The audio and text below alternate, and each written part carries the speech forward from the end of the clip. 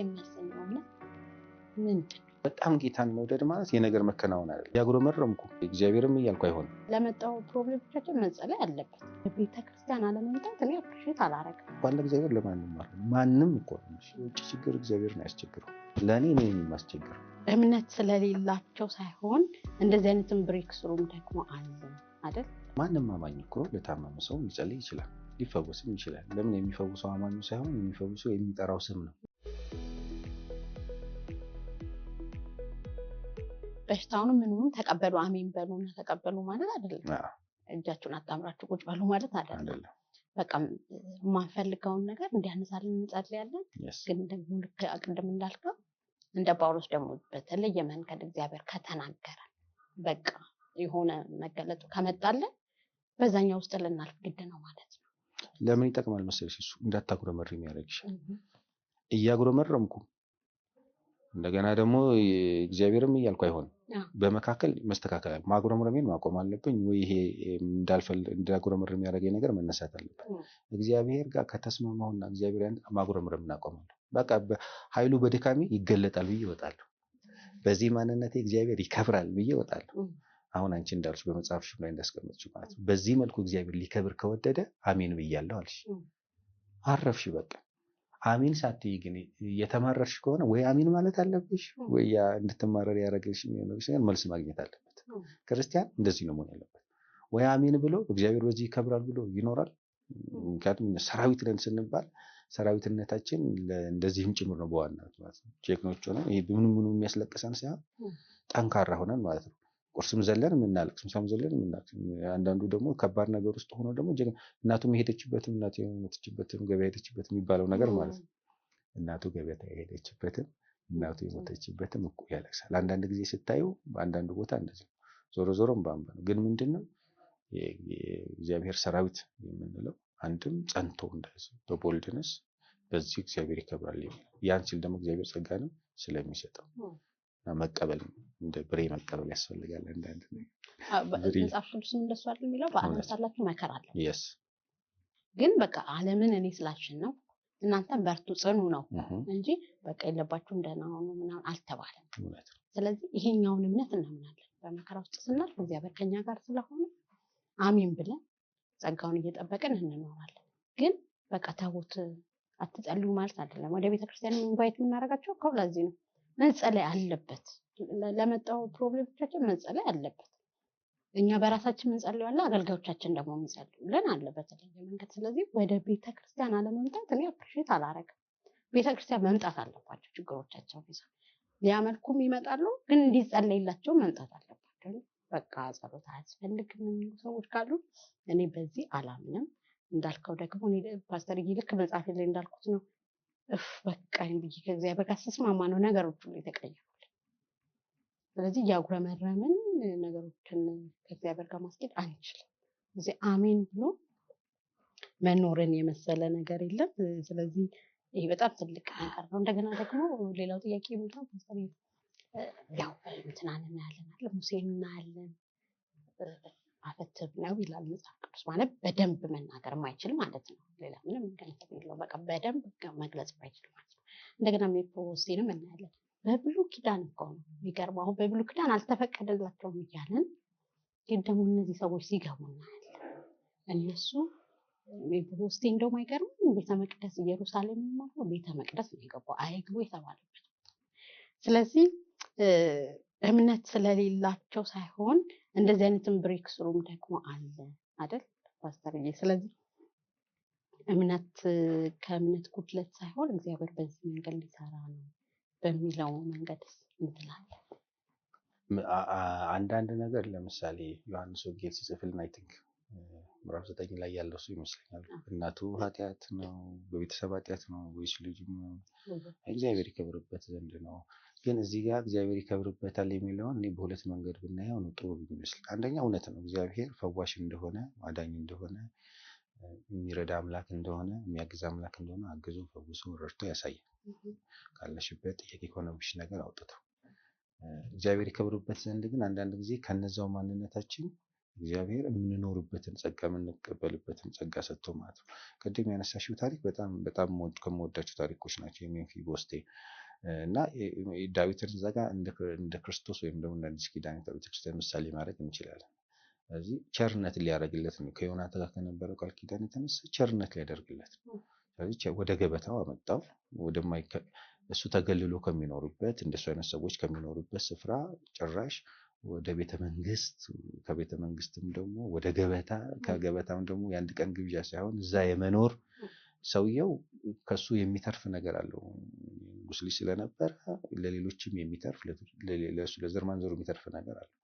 ወደ ንጉስ ገበታ መምጣቱ የእንጀራ እጦት ስላለበት አለ፣ ችግር ስላለበት አለ፣ ክብር ነው፣ ፖዚሽን እና ምንድነው በአዲስ ኪዳን ደግሞ ማንም እንሆን ምንም እንሆን እንደውም እኮ አካላዊ ነገር በአዲስ ኪዳን ምንም ይሄ የውስጥ ነገር የልብ ነገር የመንፈስ ነገር ነው መስተካከል ያለበት እንጂ እሱ ዋና ነገር። ለዚህ እኮ ነው አውጣና ጣለው አይነት ሴንስ ያለው ማለት። ስለዚህ ወደዛ ወደ ክብር ሲያመጣው ከሱ ማንነት ተነስቶ ፊዚካሊ ካለው ነገር ተነስቶ ሳይሆን ከነበረው ኪዳን ተነስቶ። አዲስ ኪዳን እግዚአብሔር የውስጥ አምላክ ነው፣ የልብ አምላክ ነው።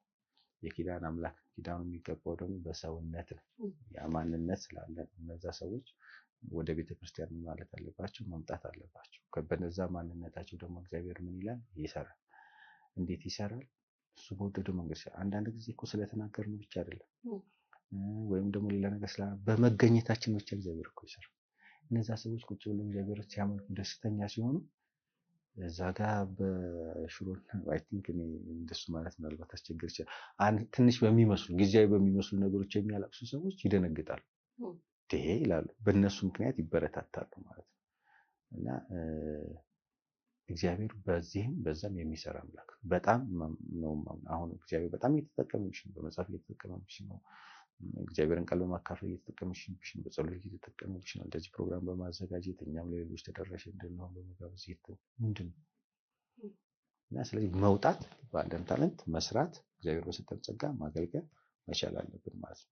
ችግሩ እኔ እንደውም በእንዲህ አይነት ፕሮብሌም ውስጥ የምናልፍ ሰዎች ችግሩ የውጭ ችግር እግዚአብሔርን አያስቸግረው። እኔም ፐርሰናሊ ራሱ እግዚአብሔርን እኮ ሌላ ነገር አያስቸግረው።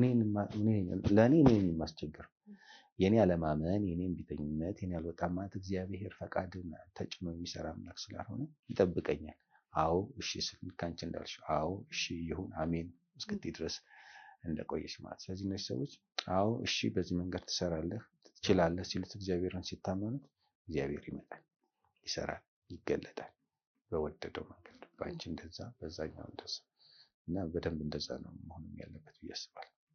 በጣም ሉቃስ 14 ላይ አይደል ያ ድግስ አዘጋጅቶ ሰዎችን ሲጠራ ሲቀረው እንደውም ከጎዳና ላይ እነዛን ጉንድሾችን አካል ጉዳተኞችን አምጣልኝ አለው። ይሄ ድግስ እኮ እኛን ነው የሚመለከተው። ተጠርተናል ለድግሱ መምጣት የኛ ውሳኔ። አይ እንደዚህ ስለሆንኩኝ እኔን አይመለከትም ካሉ ከባድ ነው አይደለ? ከነማንነታቸው ድግሱ ላይ ተጠርታችኋል ማለት በጌታ የሆኑት ያው አውቀው እንዲመጡ ያሉትን እንጋብዛለን፣ ግን በቃ ከነማንነታቸው ነው የተጠሩት ድግሱ ላይ። ስለዚህ አሁንም እንትና ሜምፊቦስቴም ቤተ መንግስት እንደተጠራ ዳዊት ገበታ ላይ እንደተጠራ የሚገርመው ገበታ ላይ ደግሞ ከሁሉም የሚበልጠው ገበታ ላይ ደግሞ ኢየሱስ ስለጠራ መምጣት ይሄ ገደቡን ትተው መምጣት አልፈው መምጣት አለባቸው ብዬ አምናለሁ። ቻሌንጆቻቸውን እንዳልከው ከአካሌ ነው ከልቤ ነው የሚለውን ትተው ይመጡ የተሻለ ነው የሚሆነው አይደል ፓስተር? ምንም ጥያቄ የለም። ኢየሱስ ወደ እኔ እንዳይቀርብ የሚያደርገው ኃጢአት ብቻ ነው።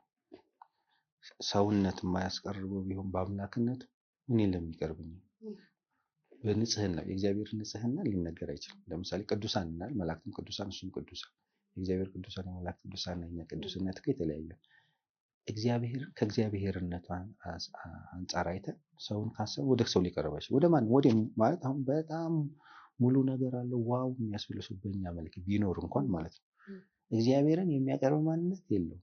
ኢቨን ጽድቅ የሚሰራ ጽድቁ ራሱ ምንድነው? ሁሉም በክርስቶስ ማንንም ገሌን ሁሉንም ሰው እግዚአብሔር የሱ ያደረገው በክርስቶስ ስራ ነው፣ በደሙ በኩል በመስቀሉ ስራ በኩል ነው። የእግዚአብሔር ለመሆን የሰው ድርሻ የለም። እንደሱ ካል የሰው ድርሻ ሊኖረው ሙሉነት የሆነ ነገር ምን ቆጥረው ነገር ሁሉ ተሟልቶ ሲገኝ ኧረ አይደለም። እግዚአብሔር በቸርነቱ ከጸጋው ባለጸግነት የተነሳ እኔን የእሱ አደረገ።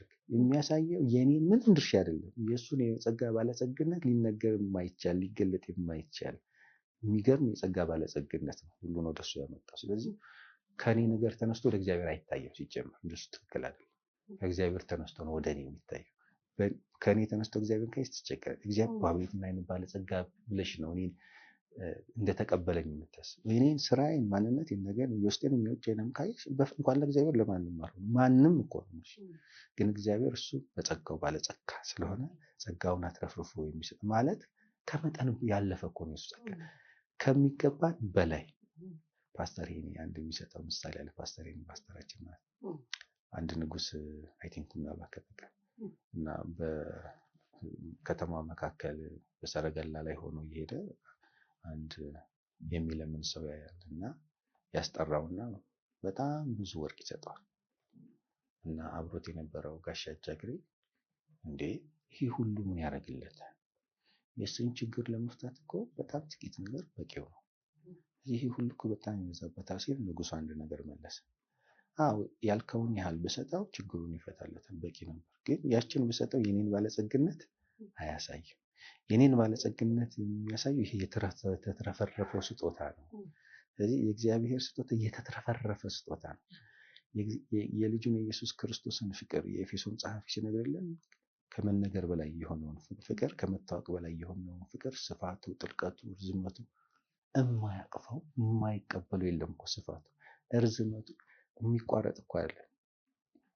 እስከ ሕይወት ፍጻሜ ድረስ ሁሉ ይዞሽ የሚሄድ እኮ ጥልቀቱ በሆነ ነገር የሚቆም እኔ ሳጠፋ ዞር የሚለኝ ምናምን እኮ ጥልቅ የሆነ ፍቅር እኮ ማለት እንደ ስለ ፍቅር እንኳን ስለ ፍቅሩ ብናወራ ምን ለማለት ነው? ባጭሩ ከኛ ተነስቶ አይደለም እግዚአብሔር ማስተው ከእግዚአብሔር ተጨር ነው። በየትኛው መንገድ ሰውን ሙሉም ቢሆን ሰው ለእግዚአብሔር እኮ አለ። ያም ቢሆን ደግሞ ለእግዚአብሔር ሰው በሰውነቱ እግዚአብሔር በዋናነት የሞተው ለኃጢአት ነው። የዋናነት የሞተው ለነፍስ። ያ ግን ያ ሲሆን ውጤት አለው፣ ሌላም ተጨማሪ በረከት ያመጣል። አሜን አሜን። ፓስተርዬ አሁን ላይ ትልቁ ችግሩ የምናየው ይመስለኝ ብዙዎችንም ጠይቄ ነው ይህን ፕሮግራም ያዘጋጀሁት።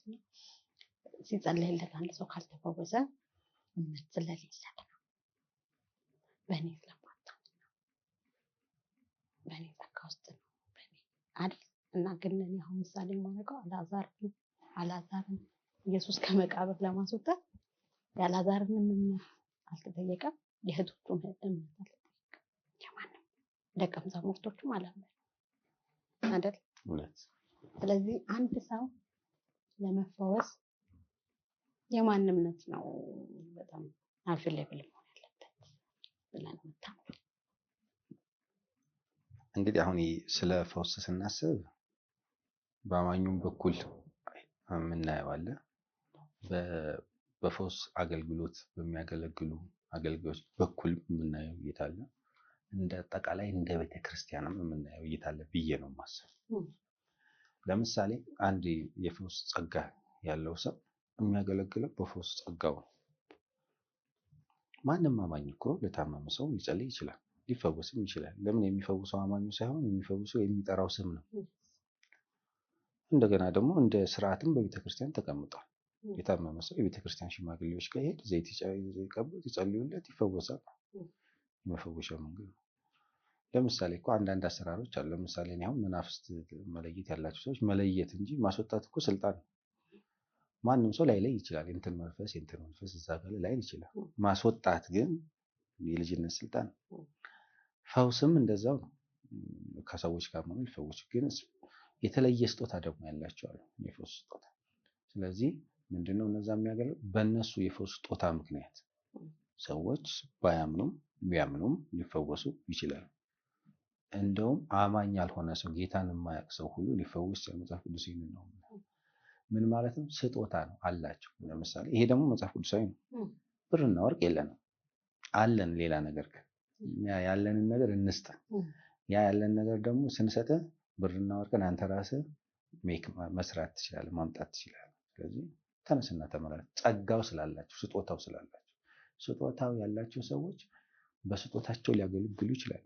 ይሄ ማለት ግን አንዳንድ ጊዜ ካለማመናቸው የተነሳ እንደሚገባ የማገልገል ነገር ላያገኙ ይችላል ማለት ከሚያገለግሏቸው ልጆች ማለት ግን እንደዚህም አለ ማለት ነው። ሁለተኛው ደግሞ በመጽሐፍ ቅዱስ ላይ የምናየው ሰዎች ክርስቲያንም ሳይሆኑ ጌታንም ሳያገኙ ሊሆን ይችላል ግን ነው አንተ ተፈውሳለህ ብለው ያለ ፕሮግራሙ ኢየሱስን እንዲፈውሳቸው አድርገዋል። አንተ መፈወስ ትችላለህ፣ ባይገባኝም ግን ፈውሰኝ። በቃ እኔ መብት ላይኖረኝ ይችላል ግን ከአንተ የመፈወስ ማንነት የተነሳ ፈውሰኝ። የሚያልፈውንም ኢየሱስ እሪ ብሎ ጮሆ ማለት ነው የዳዊት ልጅ ማረም ብሎ ማለት ነው አስቆሙ የሚፈወሰው ምን ማለት ነው? ከአማኞቹ እምነት የተነሳ የፈውስ ኃይል እንዲንቀሳቀሰው ነው የሚፈወሰው። ሌላው በቤተ ክርስቲያን ውስጥ እግዚአብሔር መንፈስ ቅዱስ በኃይል ሲገለጥ ቀንበር ይሰበራል። ቀንበር ማለት እኮ የግድ እንደዚህ የታሰረ ነገር አይደለም። በሰዎች ላይ ያለ ሰዎችን የተጫነ ነገር፣ አንገት ያስደፋ ነገር፣ የተለያዩ እንቆቅልሾች ሊሆኑ ይችላሉ እና ከዛ መካከል አንዱ የፈውስ ነገር ሊሆን ይችላል። በቤተ ክርስቲያን ውስጥ ከሚያልፈው መንፈስ የተነሳ የሚፈወሱ ነገሮች፣ ነፃ የሚወጡ ነገሮች እንዳሉ አምናለሁ ማለት ነው። በዋናነት ግን ሰዎች ቤተ ክርስቲያን የሚመጡት ጌታን ለማምለክ ነው። እንደዚህ ነው ያቺ ሴት ሁል ጊዜ ቤተ መቅደስ ትመላለስ ነበር እና የጉብጠት ችግር ነበረባትና ግን እሷ የምትመጣው ጌታን ለማምለክ ቤተ መቅደስ አጠፋ የሚገባውን ክብር ለመስጠት ነው። አንድ ቀን ግን ከሚፈውሰው አምላክ ጋር ተገናኘች። እሺ፣ ስለዚህ እነዚህ አካል ጉዳት ያለባቸው ሰዎች ቤተ ክርስቲያን ሳያምኑ ነው የሚመጡት። እንዴት ሊሆን ይችላል? አሁን በጣም እኔ ከማስበው ነገር ተነስቶ ማለት እነዚህ አካል ጉዳት ያለባቸው ሰዎች እግረ መንገድ አይሄዱ። ለምን? ዋጋ ከፍሎ ስለሚሄዱ። እኔ ብሬ አንቺን ሳቅሽ ዋጋ ከፍለሽ ነው የምትመጪው። እንደውም አብረውሽ ወዳጆችሽ፣ ቤተሰቦች በጣም መልካም ስለሆኑ በዚህ አጋጣሚ እንደውም ባመሰገናቸው ደስ ይለኛል። ያንቺን ደስታ ደስታቸው፣ ያንቺን ፍላጎት ፍላጎታቸው አድርገው የሚኖሩ ለሆነ አካላቸው የሚያደርጉት ሳይሆን ለራሳቸው እንደሚያደርጉ እያሰቡ የሚያደርጉ ናቸውና የብሬ ቤተሰቦች ጌታ ኢየሱስ ክርስቶስ አሁን አብዝቶ ይባርካቸው። እና እነሱ ግን ስላንቺም ብለው ኢቭን በአንቺ ፕሮግራም ራሱ ፕሮግራማቸውን ሰርዘው የእነሱ የቸርች ፕሮግራም አብረው ሊካፈሉ ይችላሉ፣ የአንቺ ብቻ በሆነ ፕሮግራም። ስለዚህ ዋጋ ከፍለሽ ነው የምትሄጂው። ዋጋ ከፍለሽ የምትሄጂበት ቦታ ዝም ብለሽ ነው የምትሄጂው፣ አምነሽ ነው የምትሄጂው። እግዚአብሔርን አገናኛለሁ ብለሽ ነው የምትሄጂው። ጌታ ኢየሱስ ክርስቶስን አስበሽ ነው የምትሄጂው እና ፈውስም አገኛለሁ ብለሽ ነው የምትሄጂው። ባይሆን ስላላመንሽ አይደለም። እኔ አንድ በአካል ጉዳት ቸርች መጣ ማለት አምኗለን። ማንም ሰው ቸርች የሚመጣ ማለት እንዴት አይደለም የሚመጣ ቸርች እህል አይታደል ድሮ እንደሚባለው ከኮርኒስ የሚፈስ እኛ ብለውን መጣን። ምንም ከኮርኒስ ላይ የሚጠባጠብ ነገር ስንዴም የለም ሳልባጅም የተባለ ነው ለኔ አላየሁም። ቢኖር ኖሮ ብዙ እንትኖች ይጠቀሙ ነበር እና ቸርች ውስጥ ሌላ ነገር የለም። መተሽ እግዚአብሔርን አምልከሽ የእግዚአብሔርን እጅ አይተሽ ተአምር አይተሽ ወይም ደግሞ እግዚአብሔር ሰርቶ ለዛ ነው የምትመጪው። ሌላ እንግዲህ ማንም ሰው እንደዛ ነው። አንድ ሰው ነዳጅ ማደያ የሚሄደው ነዳጅ መቅዳትን አምኖ ነው። ምንም እኮ እንትን የለውም። አንድ ሰው ገበያ የሚሄደው ግብይትን ሊገበይ ነው፣ መገበየትን አምኖ። አንድ ሰው ቸርች የሚመጣው እግዚአብሔርን ብሎ ሊፈወስ ወይም ደግሞ እግዚአብሔር ያለውን በረከት ሊቀበል እሱም ሊያመልክ ነው የሚመጣው እና ስላላመኑ አይደለም። በቃ አደራረግ ነው፣ አሰራር ነው። እሺ ፓስተር ጌታ ኢየሱስ ይባርክ። ስለዚህ አሁን እኔ እንደውም አሁን ስታወራ ወደ ልብ የመጣው ያ በቃሬዛ ይዞት መጣው ማስገቢያ ሲያጡ ጣራውን ነድሮ አስገቡት እና ኢየሱስ ስለነሱ እምነት ብሎ አይደለ ፈወሰው። ጀስት ላይክ ዛት እንደሱም ይሆናል ቤተክርስቲያን ውስጥ እግዚአብሔር ሊፈውስ ከፈለገ እንደዚህ አይነት መንገድ የሰውየውን እምነት ብቻ አይጠቀምም። የአገልጋዩን እምነት የሌሎችን እምነት ይጠቀማል ብዬ አምናለሁ። ስለዚህ አንዳንዶቹ ሲጸልዩ ግን ያው እኔ ስለደረሰብኝ በእኔ መኝ መጀመሪያ እኔ ውስጥ ባለው ጸጋውን ነው ማመን ያለብኝ፣ ጌታን ነው ማመን ያለብኝ። ኮንፊውዝ ያደረጉ እኔ መኝ መጀመሪያ እንደዚህ አድርገናል እንደዚህ ተሰቀበል ውስጥ እንዲሆን ብለ የራሳቸውን ታሪክ ነው አመኝ አሁን ትፈውሻለሽ። ይሄኛው እኔ አሁን እንደዚህ ብለን በቅንነት እንየው ካልን በቅንነት ማየት እንችላለን። ምን ሊል ፈልጎ ነው ብለን ተረድተን ማለት ነው። የምናምነው በሚሰራው ጌታ ነው። ግን በእኔ መኝ የሚለውን ሀሳብ ምንድነው? እግዚአብሔር በእኔ ያልፋል። ምክንያቱም በእግዚአብሔር በሚልካቸውም ነቢያት ማመን መጽሐፍ ቅዱሳዊ ነው። በነቢያቱም ማመን እንደውም የእነሱንም ዋጋ የሚያስገኝበት አደራረግ አለና ማለት ነው። ግን ያ ምንድነው? በቃ እግዚአብሔር የሚጠቀምበት ነው፣ እግዚአብሔር የሚሰራበት ነው፣ እግዚአብሔር እጅ የሚገለጥበት ሰው ነው። እሱ ይጸልይልኝ ብሎ ማመን ችግር የለም። እሱ የሚጸልይልኝ ግን በሱ ስም አይደለም፣ በሱ ችሎታ በሱ አቅም አይደለም። እሱ የሚጸልይልኝ ግን በጌታ በኢየሱስ ክርስቶስ ነውና በሱ በኩል የሚያልፈውን ጌታ ማመን ነው ዋናው ነገር ማለት ነው። ለዛም ነው ደግሞ እዛ የተገኘሽው ማለት ነው። ግን እንደውም እምነት ዋናው እምነት መፈወስ ነው ብለሽ ነው ዋናው እምነት በዚህ ውስጥም እግዚአብሔር ይሰራል ብሎ ማመን ነው። ድንቅና ተአምር ማንም ሊያደርገው ይችላል። አሁን መጨረሻው እኮ ዘመን ላይ እንደው መጠንቀቅ አለብን። ያመኑትን እስኪያስት ድረስ ያደረገው በድንቅና ተአምር የሚያደርገው ማለት ነው። ከድንቅና በተአምር ልጅንም ትንሽንም ትልቅንም ያስደንቃል። ድንቅና ተአምር አዎ አፍ ያስከፍታል። ግን በእንደነዚህ አይነት ነገሮች ውስጥ ጌታ ብሎ ጸንቶ ቆሞ ማመን እሱ የእምነት ቅድም እንዳልኩሽ የእምነት አርበኝነት ነው። ቅድም ሙሴን አንስተሽዋል። ሙሴ ስለገባ አይደለም እግዚአብሔርን መኖሪያ ነው ያለው። ከሱ ምንም ሌላ ባርኳቸዋል። የሚገራርም ባርኮት ባርኳቸዋል። ይህ ነው ባርኮት ከእግዚአብሔር ቀጥሎ መኖሪያ የዘላለም አምላክ። ምን ማለት ነው? ስለተፈወስኩ አይደለም የእግዚአብሔርነት ለኔ እሱ ነው ከባድ እምነት እኮ። ስለበላው ስለጠጣው አይደለም የእግዚአብሔርነት ለኔ። ክርስትና አማኝነት እሱ አይደለም በዋናነት። አልበላም አልጠጣም አይደለም። በዚህ መብልም መጠጥም መፈወስም ደስታ ነው አይደል የሚሰጡት። እግዚአብሔር እኮ መጣና ትለብሳላችሁ ግን አይሞቃችሁም። ምንድን ሙቀት የእግዚአብሔር ነው፣ የራሴን ወስዳለሁ አለ። ትበላላችሁ አለ፣ ጥጋቤን ወስዳለሁ አለ። ትጠጣላችሁ አትረኩም አለ፣ እርካታ የኔ ነው አለ፣ ከለክለናል። ምን ማለት ነው? ዋናው ውጤቱን አግኝተነዋል። ብዙ መብላት አይደለም፣ ረክተናል፣ ተደስተናል፣ በእግዚአብሔር ደስተኛ ነን። እንደውም እኔ ከባድ እምነት የምለው እሱ አሁን የአንቺ አይነቱ እምነት ማለት ነው። በዚህ መንገድ እግዚአብሔር ይከብራል፣ በዚህ አለበለዚያ ካልተፈው ብሉይ ኪዳን ነው እሱ። ያልተፈወሰ እግዚአብሔር አብሮነት የለም፣ ገንዘብ የሌለው እግዚአብሔር አብሮነት የለም። እንደውም ይገለል አይነት ነገር ማለት ነው። ያልወለደ እግዚአብሔር ይሄ ወደ አዲስ ኪዳን አምጥተን እኔ በእንደዚህ አላም እንደውም ጀግና ያኛው በዛ ውስጥ እግዚአብሔር ብሎ ጸንቶ የሚቆሙ ማለት ነው። እኔ አንዳንዶች ላይቀበሉ ይችላሉ። እነዛ የእምነት አርበኞች ባያድነንም እንኳን እንዳሉ ነው የማስበው። ስለሚድኑ አይደለም የሚኖሩት፣ ባይዱንም እንኳን ያንን ህይወት ይኖሩታል። ዋናው የምኖረው ህይወት ይሄ ክርስትናው፣ አገልግሎቱ፣ ቤተክርስቲያን ነገር ያ ህይወት ስለምባረክ ስለማገኘው ነገር ጥቅም አስቤ ምናምን አይደለም። ማመልከው እህልና ውሃን አስቤ አይደለም። የሚመለክ አምላክ ስለሆነ ነው። ቤተክርስቲያን የሚሄደው ከቅዱሳን ጋር እንዳመልከው እግዚአብሔር ስለሚፈልግ ነው። ከወንድሞች እና ጸጋን እንድከፋፈል። ይሄ ሲሆን ይሄ ነው ጠንካራ እምነት። አንዳንዶች ጠንካራ እምነት የሚሉት እምነት አለ። አንዳንዶች ደካማ እምነት የሚሉት አለ። አንዳንዶች የሞተ እምነት የሚሉት አለ። ያዕቆብ እንዳለው ነው። ይሄ የሞተ እምነት እምነት እኮ አለ።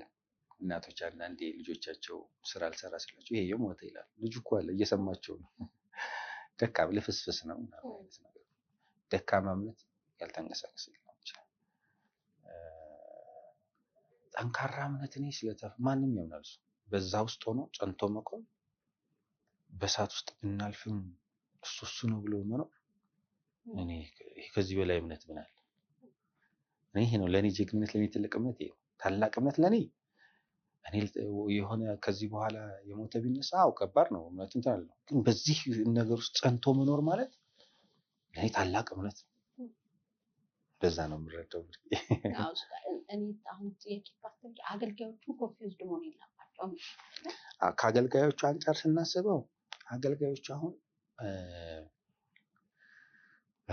እንቸገራለን ልበል፣ እኔንም አካትቼ ማለት ነው። ለምሳሌ ፈውስ አገልጋይ ነኝ፣ ትፈወሳለህ ብዬ ሰውየው ካልተፈወሰ አገልግሎቴ ይመታል በሚባለው ቋንቋ ማለት ነው።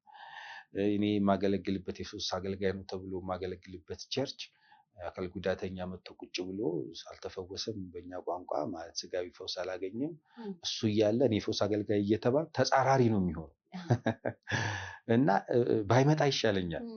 ለምን አሁን ትፈወሳላችሁ ምን ስል ሰውም ደግሞ ያያለው ወደዛ ዙሮ፣ ስለዚህ እኔ እጨነቃለሁ። እምነቴን ይፈታተነዋል፣ የሌሎችን እምነት ይፈታተናል ብዬ ስለማስብ ቢፈወስ ለኔ ይቅርታ አድርግልኝ የኢየሱስ ስም እንዳልሆነ የአገልጋዩም ስም መውጫ ይሆናል። ለምን ማን ጸለየለት ሲባል ማንፈወሰው ከማለት ይልቅ በጣም ቀድሞ የሚቀናን ማን ጸለየለት፣ የት ሄደ ተጸለየለት ነው። እና በእንትና አገልግሎት እንትን ሆነ የሚለው ስለሆነ ለእንትን ይጠቅማል ለአገልግሎት መስፋት ልበለው። ደግሞ ያ ነገር ካልሆነ ደግሞ ያንኑ ያህል ደግሞ አገልጋዮችን መድረክ ላይ ያስጨንቃቸዋል። እስቲ እንደዚህ አካል ጉዳት ያለባችሁ ወይም ደግሞ ፕሮግራም አለ ይዛችሁ ነው እዛ ፊት ለፊት ያሰው ካለ ለማለት ተናነቋል ማለት። ስለዚህ ይቸገራል አገልጋይ። ግን መሆን ያለበት እኔ ምክንያት ነኝ። አሁን ፓስተራችን የሚለው ነገር አለ ማለት ነው። እኔ አያገባኝም እግዚአብሔር በል ያለኝን እላለሁ። ያለኝን ስል እግዚአብሔር የወደደውን ያደርጋል። እና እኛ ራሳችን እንደዚህ ማሳመን ብንችል ጥሩ። እኔ ጸልያለሁ፣ ጸልይ ብሎኛል እግዚአብሔር።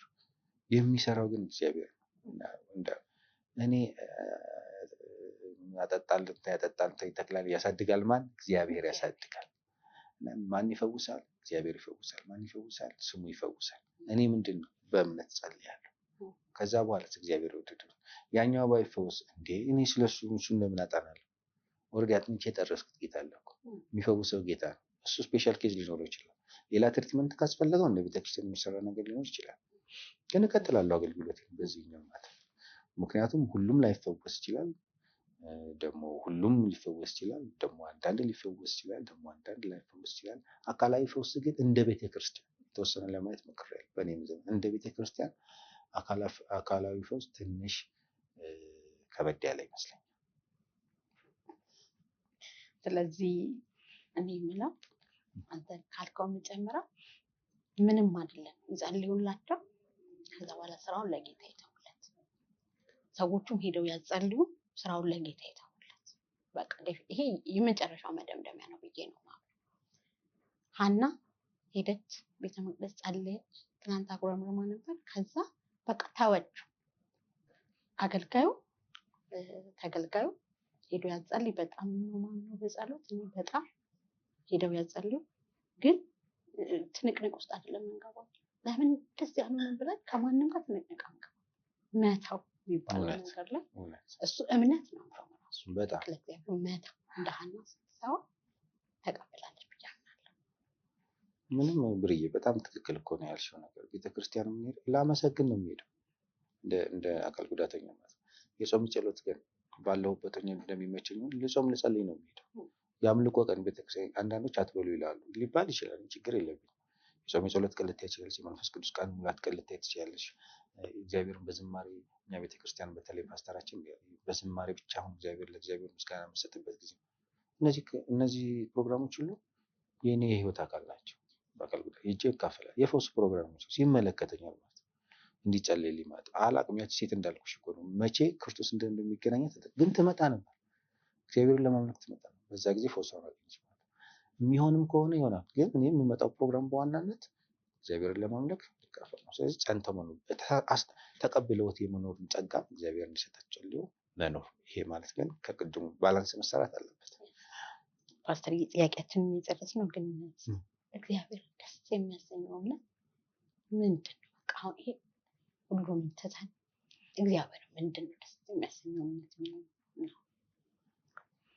እኔ ምናልባት አሁን ከሰው ጋር በተያያዘም እንደው ግልጽ ካደረገልኝ ብዬም ማለት ነው። አሁን ማንም ሰው ከሆነ ነገር ተነስቶ ሰው እንዲወደው የሚፈልግ አይመስለኝም።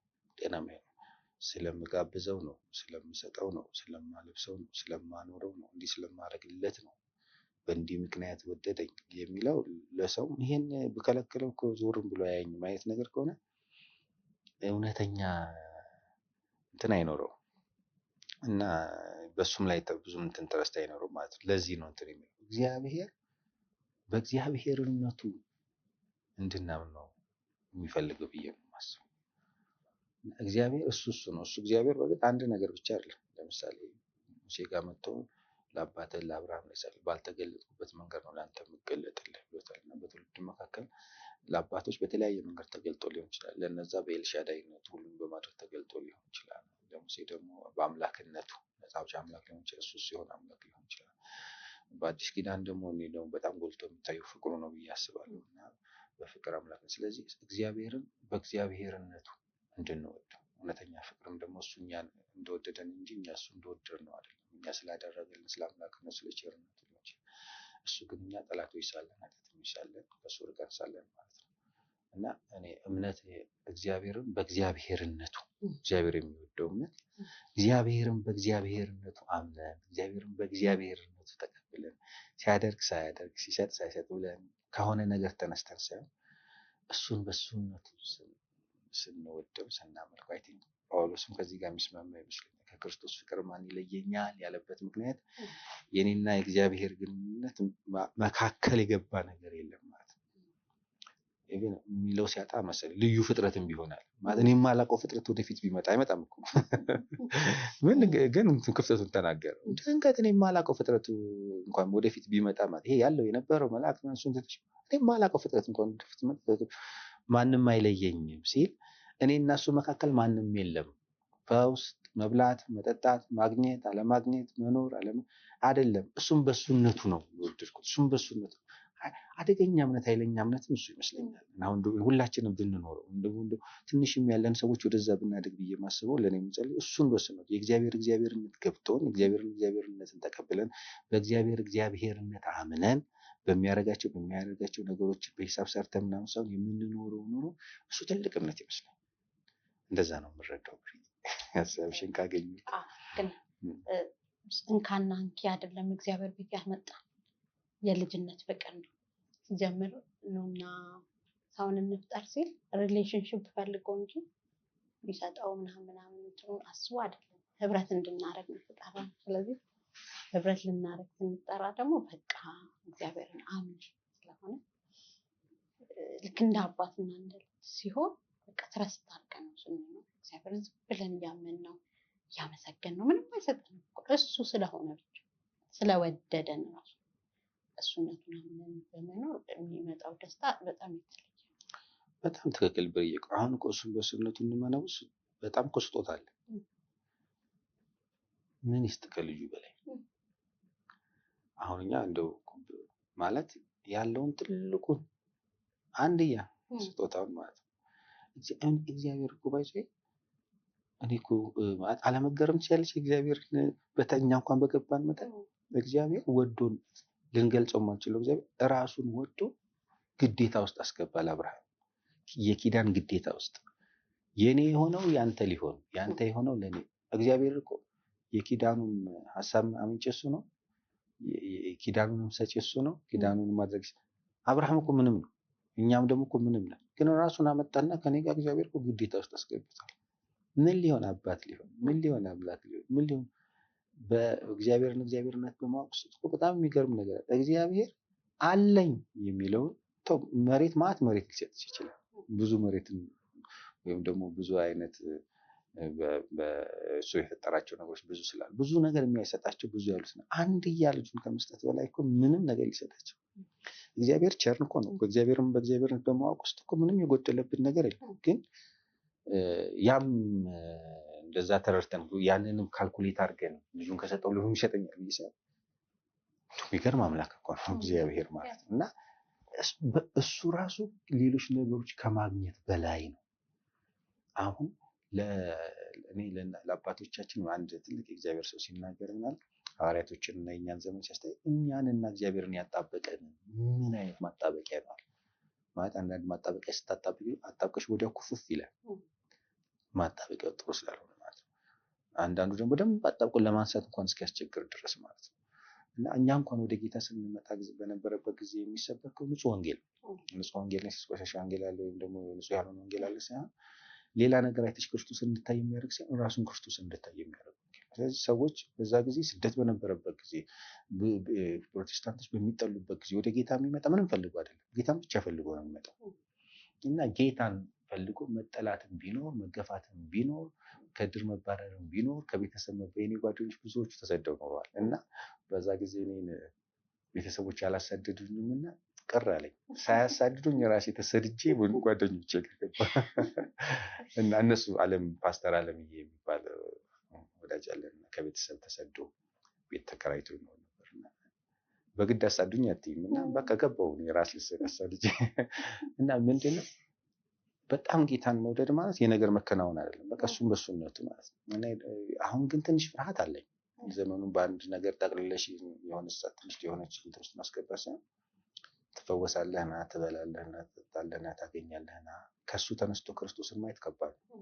ከክርስቶስ ተነስተሽ እሱን ብታይ ይሻላል። ወደ ክርስቶስ ስትመጪ መጀመሪያ እሱን አምነሽ ከሱ ተነስቶ የሚሆኑ ነገሮች አሉ እና እምነት በቃ ክርስቶስን ማመን፣ እግዚአብሔርነትን ማወቅ፣ እሱ ጤናማም ጥሩ ዘመንም ተሻጋሪ እውነተኛ ከእምነትሽ ጋር በደንብ ከክርስቶስ ጋር ወይም ደግሞ ከያሽው ክርስትና ጋር እንድትጣበቂ የሚያደርገው በእግዚአብሔርነት ማወቅ ነው ብዬ አስባለሁ። ብሪ እንግዲህ ባየኋት በዚች በትንሽ ጊዜ ጌታ ይባርክ ፓስተር። በጣም ትልቅ ነገር ነው ያካፈልከን። በጣም ድንቅ ነገር ነው። በጣም ብዙ እንደተማሩ እንደሚማሩ ምንም ጥርጥር የለኝም። እኔ እየተማርኩ ስለሆነ ማለት ነው። እንደው በመጨረሻ ግን አንተም ታስተላልፈው መልእክትም የራስህን መልእክት ታስተላልፋለህ። በቃ እንዴት ይኑሩ፣ በቃ ይሄኛውን እምነት ይዘው እንዴት እንደሚኖሩ ትንሽ መልእክት ታስተላልፍልና ትውልዱ ትምህርቶችን በደንብ መረዳት መቻል አለበት። እኔ በጣም ዋናው መለያችን፣ ግልጽ የሆነ መለያችን ወደ ክርስቶስ የማይመራ ወደ ወንጌል የማይመራ ከጸሎት እያራራቀ እንዴት ነው እውነተኛ የእግዚአብሔር መልእክተኛ የሚሆነው? የእግዚአብሔርን ቃል እያክፋ ማለት ወደ መጽሐፍ ቅዱስ ወደ ኢየሱስ ራሱ ቃሉን እያነበባል እንዴ ነው ይሄው ያነብ አሁን ተፈጸመ እያለ አምጡ ላንብብ እያለ ነው ሐዋርያት ነው። የእግዚአብሔር ቃል አንቺን እየነጠለ ከመንበርከክ አንቺን እየነጠለ ከጤናማ አምልኮ እየነጠለ እንዴት ነው እምነት ማለት እውነተኛ? በጣም እኮ የግልጽ ነው። ይሄ ነው በግለምድ ያለበት የሚባለው ማለት ነው።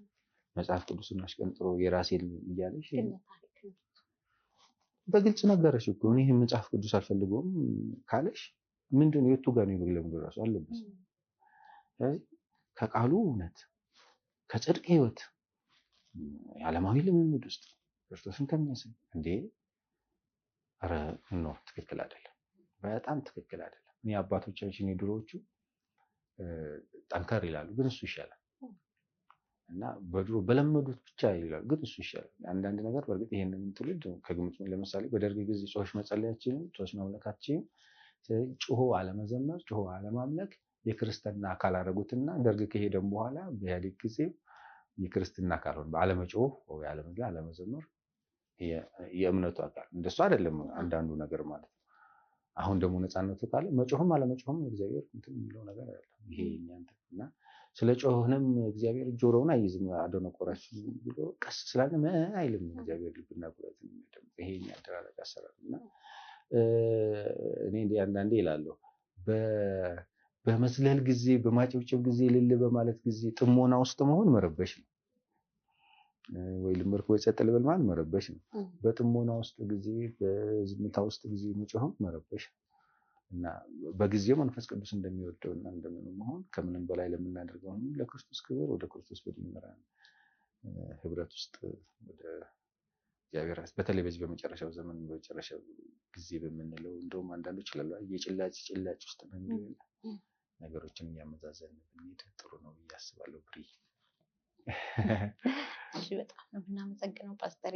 ይሄን የመሰለ ድንቅ ፕሮግራም ድንቅ ጊዜ ስለሰጠን ጌታ ኢየሱስ ይባርከን። ያለን ጊዜ ስለሰዋና አብረህን ስለቆየህ እናመሰግናለን። ዘመንህ ይባረክ። ውድ ተመልካቾቻችን ይሄን የመሰለ መልካም ፕሮግራም አብሮን ያሳለፈውን ፓስተር ፋኒን እያመሰገንን የዛሬውን ፕሮግራማችንን እንደተማራችሁበት በእውነት ትልቅ እውቀት እንዳገኛችሁ ወደ ክርስቶስ ዞር ለማለት መንገዱ እንደተጀመረላችሁ በማመን የዛሬውን ፕሮግራም እንጨርሳለን። በሚቀጥለው ሳምንት ከሌላ እንግዳ ጋር መለሳለሁ። ጌታ ኢየሱስ ይባርካችሁ። መልካም ሳምንት።